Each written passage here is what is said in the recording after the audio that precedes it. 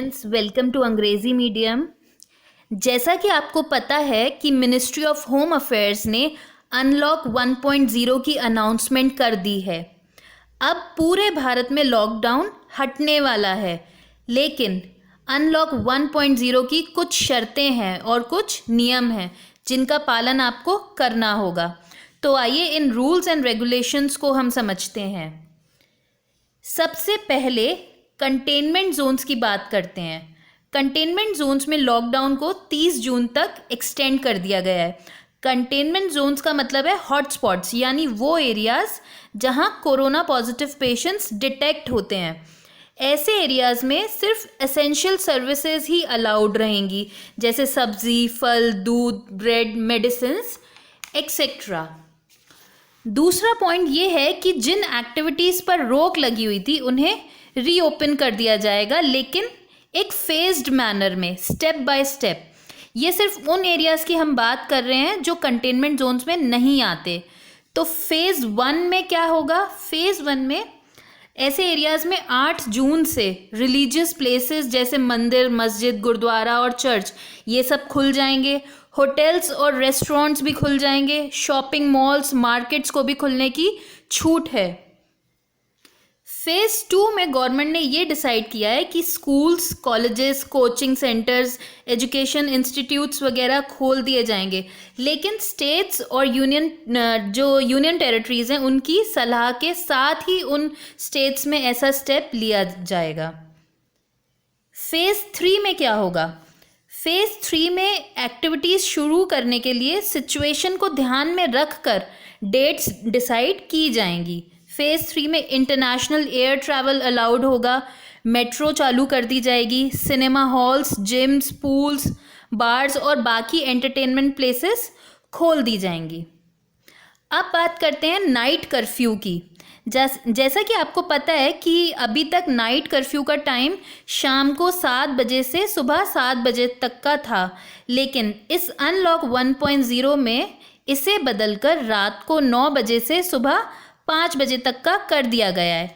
रात 9 से सुबह 5 बजे व्हीकल्स का मूवमेंट अलाउड नहीं है except for essential services. Ministry of home affairs ने ये भी कहा है कि जितना हो सके आप घर के बुजुर्गों को, बच्चों को, प्रेग्नेंट लेडीज़ को बाहर नहीं निकलने दें। पहले जो व्हीकल्स के मूवमेंट पर रेस्ट्रिक्शन था वो बिल्कुल हटा दिया गया है। इंटर स्टेट या इंट्रा स्टेट, यानी अपने स्टेट से दूसरे स्टेट जाना या अपने स्टेट में एक डिस्ट्रिक्ट से दूसरे डिस्ट्रिक्ट जाना, इस पर अब कोई रोक नहीं है। ई पास की अब कोई ज़रूरत नहीं है, आप फ्रीली ट्रैवल कर सकते हैं। जो लोग ऑफिसेज या फैक्ट्रीज़ में जा रहे हैं उनके लिए मिनिस्ट्री ऑफ होम अफेयर्स ने बोला है कि सबसे पहले तो हर एम्प्लॉय के फ़ोन में आरोग्य सेतु ऐप इंस्टॉल्ड होनी चाहिए। ज़्यादा से ज़्यादा वर्क फ्रॉम होम के लिए एम्प्लॉयज़ को इनकरेज करिए। हर ऑफिस में ये निश्चित होना चाहिए कि एम्प्लॉयज़ और कस्टमर्स की थर्मल स्कैनिंग हो, हैंड वॉश और सैनिटाइजर्स का यूज़ हो, फेस मास्क का यूज़ हो, and most important social distancing का पालन हो। ऑफिसेज और वर्क प्लेस का टाइम टू टाइम सैनिटाइजेशन हो। कुछ नेशनल डायरेक्टिव्स निकाले हैं मिनिस्ट्री ऑफ होम अफेयर्स ने, जिसमें सबसे पहला है फेस मास्क।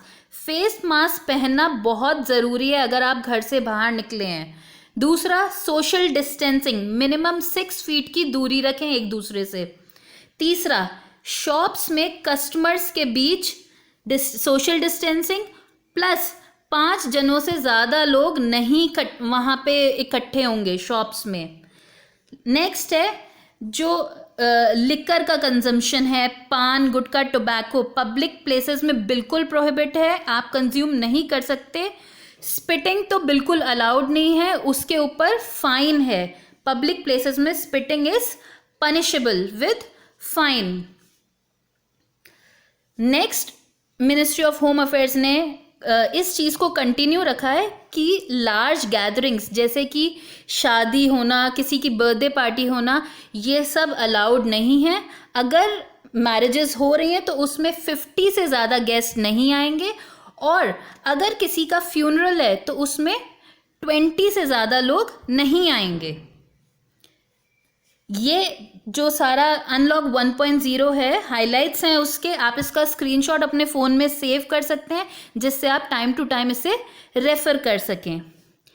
यह थी गृह मंत्रालय की शर्तें और नियम। दोस्तों, ऑल्दो गवर्नमेंट ने आप सभी के लिए काफ़ी छूट दे दी है, लेकिन अगर इम्पॉर्टेंट हो, ज़रूरी हो, तभी इन फैसिलिटीज़ को यूज़ करें। अदरवाइज़ आप घर रहें और कोरोना से बचे रहें। स्टे सेफ, स्टे हेल्दी, फिर मुस्कुराएगा इंडिया।